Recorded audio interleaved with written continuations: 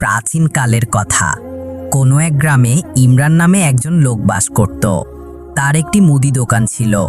নিজের আয় থেকে কোনো রকমে তিনি নিজের এবং তার একমাত্র ছেলে ফারিসের পেট পালতেন। তার ছেলে ফারিস ততদিনে যুবক হয়ে উঠেছিল, কিন্তু সে কখনো ফারিসের কাছ থেকে কোনো কাজ নেয়নি। একদিন হঠাৎ বৃদ্ধ ইমরানের মৃত্যু হয়ে গেল। ফারিস এই ঘটনায় খুবই বিচলিত হয়ে পড়ল, কারণ তার বাবা ছাড়া এই পৃথিবীতে তার আর কেউ ছিল না। সে একা বসে ভাবতে লাগলো, বাবা আমাকে এই পৃথিবীতে একা ফেলে চলে গেল। তার বাবার এক বন্ধু তাকে সান্ত্বনা দিয়ে বলল, ধৈর্য ধরো বাবা, আল্লাহর ইচ্ছা বোধহয় এটাই ছিল। এখন তোমাকেই তোমার বাবার ব্যবসা সামলাতে হবে। ফারিস খুবই বুদ্ধিমান এবং জ্ঞানী ছিল। সে তার বাবার দোকান সামলাতে শুরু করলো, কিন্তু তার দোকানে কোনো গ্রাহক আসতো না। একদিন সে ভাবতে লাগলো, যদি এই অবস্থা চলতে থাকে তবে কিছুদিনের মধ্যেই না খেয়ে থাকার অবস্থা হয়ে যাবে। তারপর কিছুদিন কেটে গেল। সে সিদ্ধান্ত নিল যে দোকান থেকে জীবিকা নির্বাহ করা কঠিন, তাই সে দোকানটি এক ধনী ব্যবসায়ীর কাছে বিক্রি করে দিল। তারপর সে ভাবল, এই টাকা দিয়ে আমি পাশের শহরে গিয়ে অন্য কোনো ছোটোখাটো ব্যবসা শুরু করব। সে ওই এলাকার বিষয়ে শুনেছিল যে সেখানকার অধিকাংশ মানুষ বোকা, তাই তাকে সেখানে গিয়ে ব্যবসা করা উচিত। এই ভেবে সে পাশের রাজ্যের দিকে রওনা হয়ে গেল। কয়েকদিনের যাত্রার পর সে একটি বড় শহরে পৌঁছল। তারপর সে ঠিক করল যে প্রথমে এখানকার বাজারগুলোর খোঁজ খবর নেওয়া উচিত, এরপর কোনো কাজ শুরু করা যথাযথ হবে। ফারিস সেখানকার বাজারে ঘুরে দেখল এবং যখন সে অনুমান করতে লাগলো, তখন তার মনে হলো যে এখানে তো সব কিছুতেই খুব বেশি মূল্যস্ফীতি আছে এবং আমার কাছে যত টাকা আছে তা দিয়ে কোনো ব্যবসাও শুরু করা সম্ভব নয়। অনেক ভেবে চিনতে সে মাথা ঘুরিয়ে একটি অনন্য কৌশল ভাবল। সে বাজারে একটি দোকান ভাড়া নিল এবং দোকানের উপরে বড় বড় অক্ষরে লিখে দিল, বুদ্ধি বিক্রি হয়। বাজারে কিছু লোক তার দোকানের সামনে দাঁড়িয়ে তার মজা উড়াতে লাগলো। তারা বলতে লাগলো, কি আর বুদ্ধি কোথাও বিক্রি হয় নাকি? কি বোকা এই লোকটি, আসলে বুদ্ধি কিনবে কে? লোকজন তার দোকানের সামনে দাঁড়িয়ে এমনই কথা বলছিল, কিন্তু ফারিস উচ্চ স্বরে ডাকতে লাগলো, শোনো ভাইয়ারা, আমার কথা মানো। যে কারোরই কখনো না কখনো বুদ্ধির প্রয়োজন হতে পারে, তা সে ছোট শিশু হোক বা কোনো বৃদ্ধ। নিশ্চয়ই তোমরা আজ আমার উপর হাসো, কিন্তু একদিন অবশ্যই আসবে যখন আমি তোমাদের সবার কাছে আমার বুদ্ধির জোর দেখিয়ে দেব। আসলে ফারিস তার নিজের ধুনে অটল ছিল। লোকজনের মজা তার উপর সামান্যতম প্রভাব পড়ল না। সে তেমনই চিৎকার করে ডাকতে থাকলো, এমনকি তার দোকানের আলোচনা পুরো শহরে ছড়িয়ে পড়ল। লোকজন একে অপরকে বলতে লাগলো, আজকাল আমাদের শহরে একজন বুদ্ধির ব্যবসায়ী এসেছে। কেউ বলতো, এমন ব্যবসায়ী আমি আমার জীবনে কখনো দেখিনি বা শুনিনি। মজা করেই হোক, কিন্তু লোকজন বলতো, যদি কখনো আমার বুদ্ধির প্রয়োজন হয় তবে আমি নিশ্চিত তার কাছে যাব।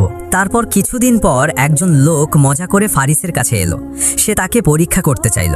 সে বুদ্ধির জিনিস কিনে নিয়ে গেল। এক সপ্তাহে মাত্র 2 দিনারের দোকানদারি হলো, কিন্তু ফারিস হতাশ হলো না।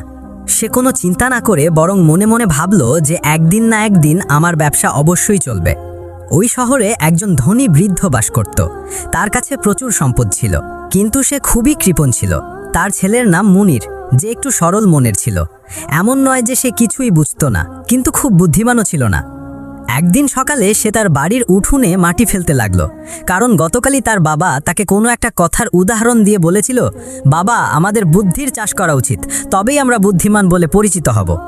যখন তার বাবা মুনিরকে মাটি ফেলতে দেখলো, তখন বলল, এসো নির্বোধ, তুমি এটা কি করছো?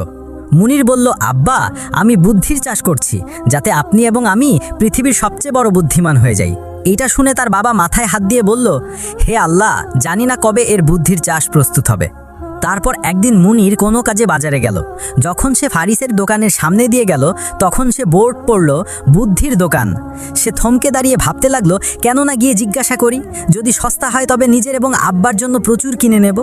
মুনির দোকানে গিয়ে ফারিসকে বলল, এটা বলো বুদ্ধি কত দরহামে দিচ্ছ?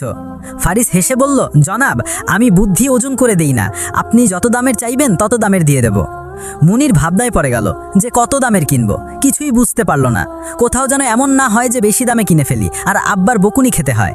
তারপর সে ভাবল, কেননা প্রথমে 1 দরহামেরই কিনি, যদি আব্বা বলে যে সস্তায় পাওয়া গেছে তবে পরে আরও কিনে নেব। যেখানে এত বুদ্ধির অভাব হচ্ছে, 1 দরহামের বুদ্ধি হয়তো কিছুটা কাজে আসবে।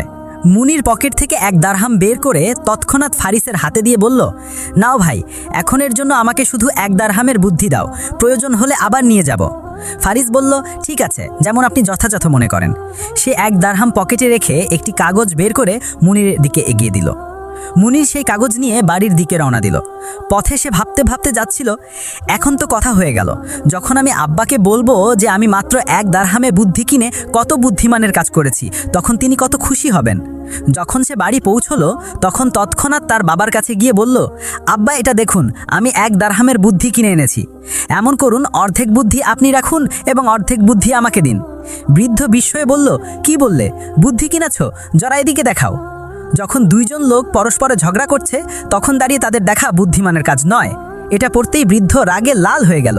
বলল, এসো নির্বোধ অকর্মণ্য, তুমি একদিন আর ফেলে দিয়েছ। এ কথা তো শিশু শিশু জানে যে অন্যের ঝগড়া দেখা কোনো বুদ্ধিমানের কাজ নয়। তার নির্বোধ ছেলেকে মারতে পিটতে এবং বকতে বকতে সে রাগে ভরা ফারিসের দোকানে পৌঁছলো। গিয়ে চিৎকার করে বলল, ওহে বেঈমান, তুমি আমার ছেলেকে বোকা ভেবে ঠকিয়েছ। আমার টাকা ফেরত দাও, নইলে আমি সৈন্যদের খবর দেব। ফারিস খুবই ধৈর্য সহকারে বলল, জনাব, আপনি অকারণে রাগ করছেন না। আপনার ছেলে নিজের ইচ্ছাই বুদ্ধি কিনেছিল। তবুও যদি আপনি চান তবে আমার পর্চা ফেরত দিয়ে আপনার টাকা ফেরত নিতে পারেন। বৃদ্ধ তৎক্ষণাৎ সেই কাগজ বের করে রাগত স্বরে বলল, নাও, ধরো তোমার পর্চা এবং আমার টাকা ফেরত দাও। ফারিস টাকা ফেরত দিল এবং বৃদ্ধ তার বাড়ির দিকে রওনা হয়ে গেল। ওই রাজ্যের খলিফার দুটি স্ত্রী ছিল। একদিন দুই রানীর দাসীরা বাজারে ফল এবং শাক সবজি কিনতে গেল। তাদের মধ্যে একজন দাসী একটি দোকানে গিয়ে বলল, এই তরমুজ কত সবুজ এবং পাকা, রানী খেয়ে খুব খুশি হবেন, আমি সবার আগে এটাই কিনে নিই। সে দোকানদারকে জিজ্ঞাসা করল, এই তরমুজ কত দামের? দোকানদার জবাব দিল, মাত্র 2 দিনারের বোন। সে বলল, ঠিক আছে, এটা আমাকে দিন। কিন্তু দোকানদার টাকা নিয়ে তরমুজটি তাকে দেওয়ার সময় অন্য দাসীর নজর সেই তরমুজের ওপর পড়ল। সে তৎক্ষণাৎ বলল, থামো ভাই, এই তরমুজ আমাকে দাও। দোকানদার কিছু বলতে যাচ্ছিল, এমন সময় দ্বিতীয় দাসী তার হাতে 3 দিনার রাখল। প্রথম দাসী তৎক্ষণাৎ তীক্ষ্ণ স্বরে বলল, এটা কি কথা? আমি আগে এসেছিলাম এবং কথাও আগে আমার হয়েছিল, তাই নাও এই 2 দিনার এবং আমাকে তরমুজ দাও। দ্বিতীয় দাসী বলল, এটা হতে পারে না, আমি তোমার আগে টাকা দিয়ে দিয়েছি, এখন এই তরমুজ আমার। দোকানদার ভাবনায় পড়ে গেল, এখন কি করি? এই সমস্যা তো বেশ জটিল হয়ে গেল। ইতিমধ্যে 2 দাসী পরস্পরের ঝগড়া শুরু করে দিল। মনে হচ্ছিল ব্যাপারটা হয়তো মারামারি পর্যন্ত গড়াবে, কারণ সবাই জানতো যে 2 রানীর মধ্যে বনিবনা হতো না, তাই তাদের দাসীদের মধ্যে কিভাবে হবে? দোকানদার ভাবল, আমাকে এখান থেকে তৎক্ষণাৎ চলে যেতে হবে। তাই সে তৎক্ষণাৎ সেখান থেকে সরে পড়ল। 2 দাসী পরস্পরে ঝগড়া শুরু করলো। এমন সময় বৃদ্ধের ছেলে মুনির বাজার দিয়ে যাচ্ছিল। সে 2 মহিলাকে ঝগড়া করতে দেখে ভাবতে লাগলো, এই 2 মহিলা পরস্পরে কেন ঝগড়া করছে, চলো দেখি। যেহেতু মুনির তো সরল মনের ছিলই, তাই গিয়ে তাদের কাছে দাঁড়িয়ে তাদের কথা শুনতে লাগলো। দুজনেরই নজর মুনিরের উপর পড়ল। তারা দুজনেই হঠাৎ তার দিকে ফিরে বলল, একজন বলল, শোনো ভাই, তুমি আমার সাক্ষী, বাজারে এই মহিলা আমার অপমান করেছে, তার সাক্ষ্য তুমিই দেবে। দ্বিতীয়জন বলল, আমার ভাই, তুমি আমারও সাক্ষী, আল্লাহর জন্যে রানী সাহেবার সামনে তোমাকে সবকিছু সত্যি সত্যি বলতে হবে। নির্বোধ মুনির কিছুই না বুঝে শুধু মাথা নেড়ে চলে গেল। এখন মুনির কঠিন সমস্যায় পড়ে গেল। সে না এদিকের রইল না ওদিকের। সে ভাবনায় পড়ে গেল যে সে কার পক্ষে সাক্ষ্য দেবে। বাবা ছেলে পরামর্শ করল যে এখন আমাদের শুধু একজনের কাছেই পরামর্শ নিতে হবে, আর তিনি হলেন ফারিস, যিনি বুদ্ধির ব্যবসায়ী। কারণ যে বুদ্ধি তিনি আগে দিয়েছিলেন সেই ভুলটাই তো মুনির করেছে। তাই দুজন অর্থাৎ বৃদ্ধ এবং তার ছেলে মুনির ফারিসের দোকানে এলো এবং তাকে সব ঘটনা শোনালো। ফারিস বলল, পরামর্শ তো অবশ্যই দেব, তবে এখনের ফি হবে 10 দিনার। বৃদ্ধ তৎক্ষণাৎ বলল, আমি রাজি, এই নাও 10 দিনার। ফারিস মুনিরের দিকে তাকিয়ে বলল, শোনো, খলিফার দরবারে পাগল হয়ে যাও। যখন তোমাকে কিছু জিজ্ঞাসা করা হবে তখন উল্টোপাল্টা কথা বলতে থাকো, অদ্ভুত আচরণ করতে থাকো। মুনির এই কথা মেনে নিল এবং তার বাবাও সম্মত হলো। এরপর বাবা ছেলে খুশি খুশি নিজেদের বাড়ি ফিরে গেল। পরের দিন মুনিরকে দরবারে ডাকা হলো। খলিফা জিজ্ঞাসা করলেন, হ্যাঁ ভাই মুনির, তুমি কি বলতে পারো যে এই 2 দাসীর মধ্যে ঝগড়া কি নিয়ে হয়েছিল এবং দোষী কে? মুনির অভিনয় করে বলল, খলিফা সালামাত, এমন করুন, এই দুজনকে এখনই দিয়ে দিন, তখন আপনি নিজেই বুঝে যাবেন দোষ কার। এই বলে সে জোরে জোরে হাসতে লাগলো এবং এমন অদ্ভুত কথা বলতে লাগলো যে সব দিকে হাসি ছড়িয়ে পড়ল। এই অর্থহীন কথা শুনে খলিফা ভাবতে লাগলেন, এ তো আমার কাছে পাগল মনে হচ্ছে, এ কি সাক্ষ্য দেবে? তাই হুকুম দেওয়া হলো, একে তৎক্ষণাৎ দরবার থেকে বের করে দাও। এভাবে মুনির আরেকবার রক্ষা পেল, কিন্তু এখন তার বাবার আরেকটি চিন্তা জাগলো।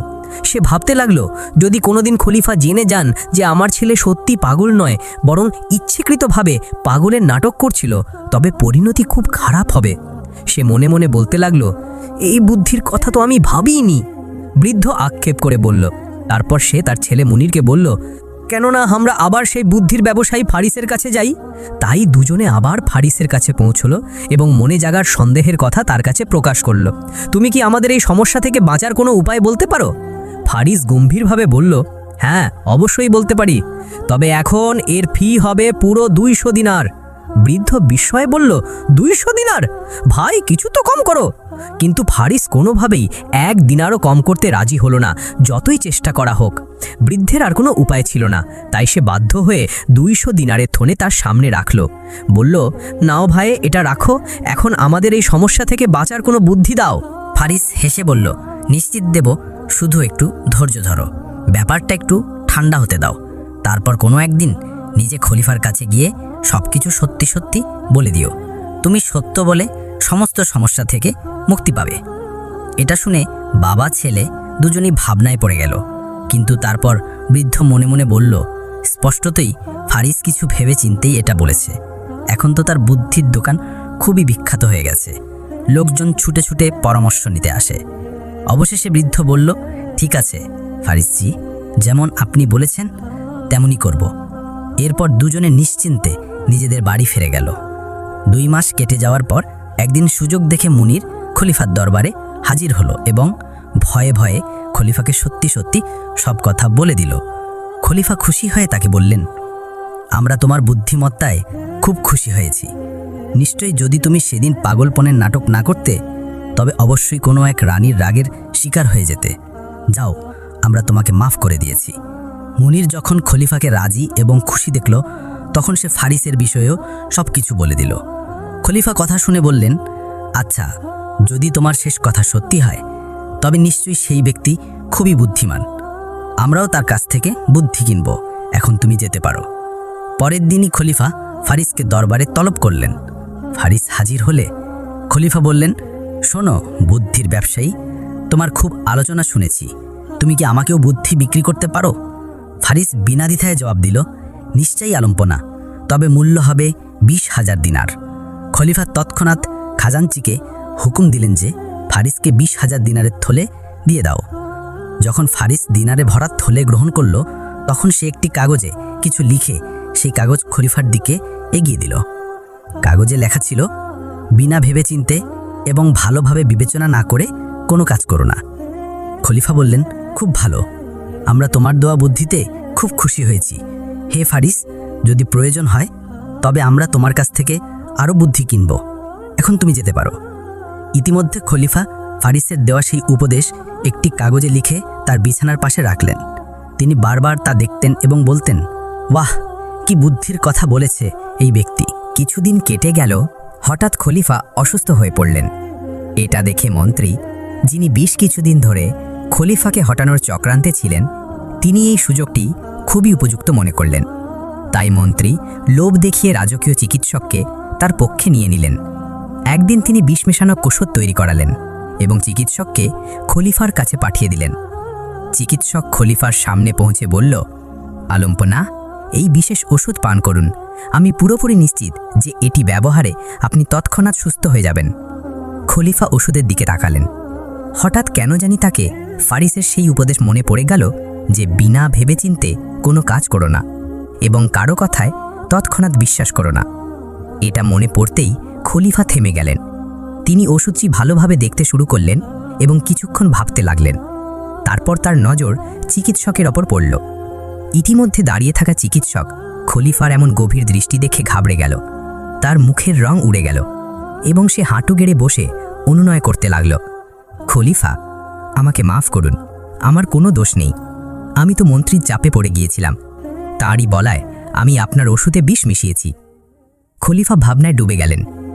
সত্যি কি এটাই সেই বুদ্ধি যা ফারিস আমাকে দিয়েছিল এবং যা আজ আমার জীবন বাঁচিয়েছে? খলিফা তৎক্ষণাৎ মন্ত্রীকে তলব করলেন। যখন মন্ত্রী হাজির হলেন তখন তিনি ঘাবড়ানো স্বরে বললেন, জাহাপনা, আমার কথা শুনুন, আমি কিছুই করিনি। খলিফা খুবই গম্ভীরভাবে বললেন, আমরা তো পুরোপুরি সুস্থ হয়ে গেছি, কিন্তু মন্ত্রী সাহেব, আপনার মুখে তো রোগের লক্ষণ দেখা যাচ্ছে। চলুন এমন করুন, এই ওষুধ যা আমাদের রাজকীয় চিকিৎসক তৈরি করেছিলেন, আপনি তা পান করুন, শীঘ্রই সুস্থ হয়ে যাবেন। মন্ত্রীর মুখের রং উড়ে গেল। তিনি তৎক্ষণাৎ বুঝে গেলেন যে তার ষড়যন্ত্র ধরা পড়ে গেছে। তিনি তৎক্ষণাৎ খলিফার পায়ে পড়ে অনুনয় করতে লাগলেন, আমাকে মাফ করুন, আমার থেকে খুব বড় ভুল হয়ে গেছে। খলিফার মুখ রাগে লাল হয়ে গেল। খলিফা তৎক্ষণাৎ চিকিৎসক এবং মন্ত্রীকে আজীবন কারাগারে পাঠিয়ে দিলেন এবং ফারিসকে তার বিশেষ মন্ত্রী হিসাবে রাখলেন।